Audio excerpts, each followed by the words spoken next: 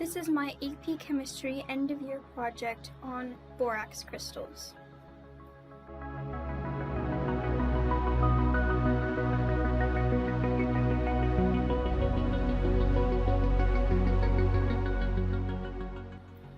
Before I show you the experiment that I did, I want to go over a couple concepts that will be demonstrated in this experiment.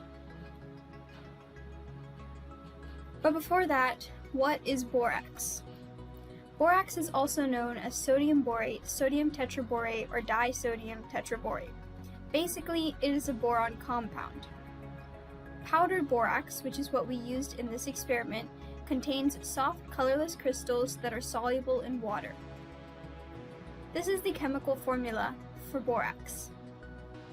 The molar mass of borax is 381.37 grams per mole. The concept demonstrated in this experiment is properties of matter. As you know, in hot water, molecules move faster, leaving more open spaces between them. This allows for more room for the solute to dissolve. In cold water, however, the molecules move slower and there are less open spaces between the molecules. This leaves less room for the solute to dissolve. This is important because borax crystals can only form in a supersaturated solution. A supersaturated solution is a solution that is oversaturated with solute. When dissolving borax, hot water is used because there is more movement of molecules in hot water. As the solution cools, it will become even more saturated with borax because the molecules will move closer together, pushing the borax out. This leads to a formation of a supersaturated solution, which leads to the formation of the precipitate.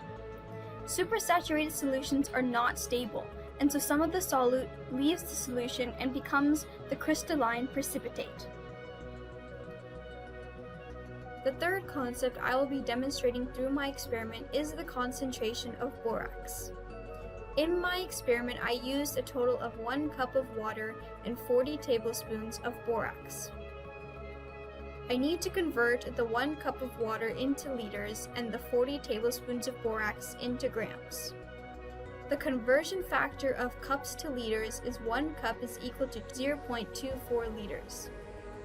Therefore, I used a total of 0.24 liters of water. The conversion factor of tablespoons to grams is 1 tablespoon is equal to 17.07 grams. Inserting these values into my table and multiplying across, I get 682.8 grams of borax. Next, I need to convert the grams of borax into moles. 683 grams goes on the left side, and 1 mole of borax is equal to 381.37 grams, as stated earlier. Dividing 683 by 381.37, I get 1.79 moles of borax. Now I can calculate the concentration. Concentration is equal to the number of moles divided by volume. In my experiment, I used 1.79 moles of borax and 0.24 liters of water. Dividing this, I get 7.46 molar, which is my final concentration of borax. Now I will show you the experiment I carried out to form the borax crystals. The materials I used were borax, hot water, pipe cleaners, disposable cups, food coloring, and thread. I used 3 pipe cleaners to create the base of the crystals so that the borax would have something to latch onto. First, I connected 2 pipe cleaners together and created a coil out of them.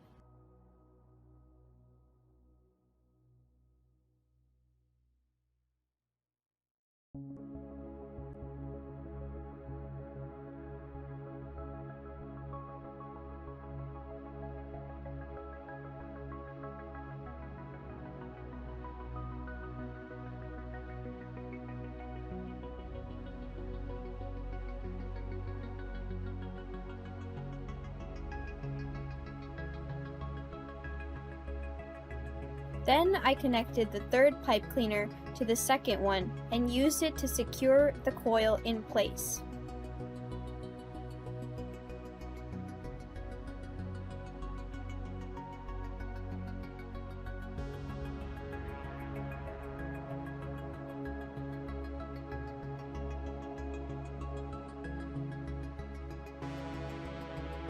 Then I folded the pipe cleaner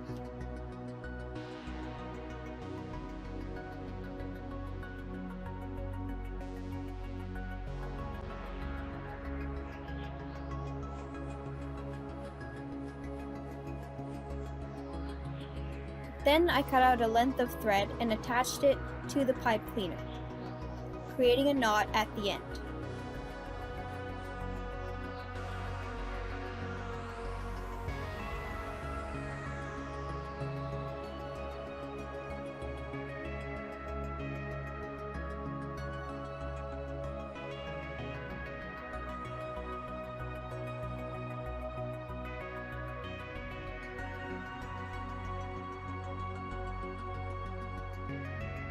I placed a pencil in between the knot and the pipe cleaner on the thread.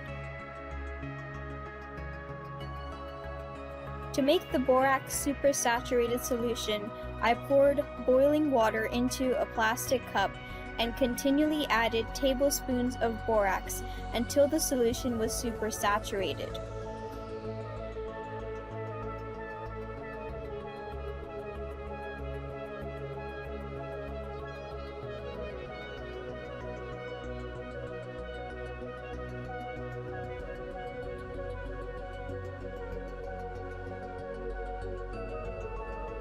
Periodically stirring in between.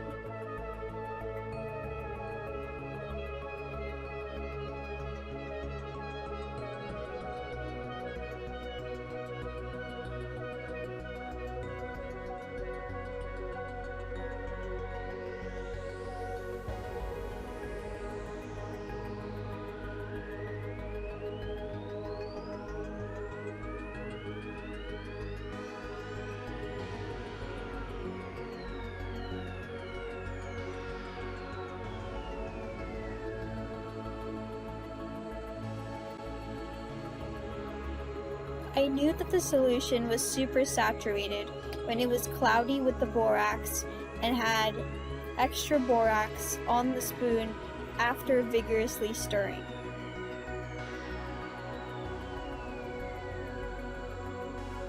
Then I added drops of food coloring until the shade of color was as I desired.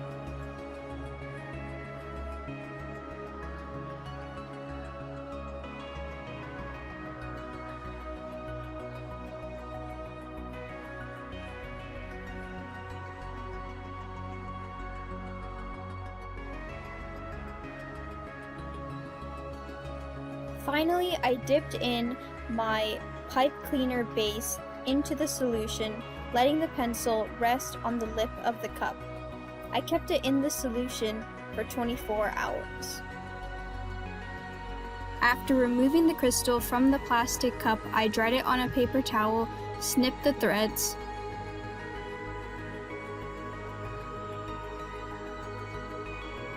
and decorated the edges with some gold metallic paint.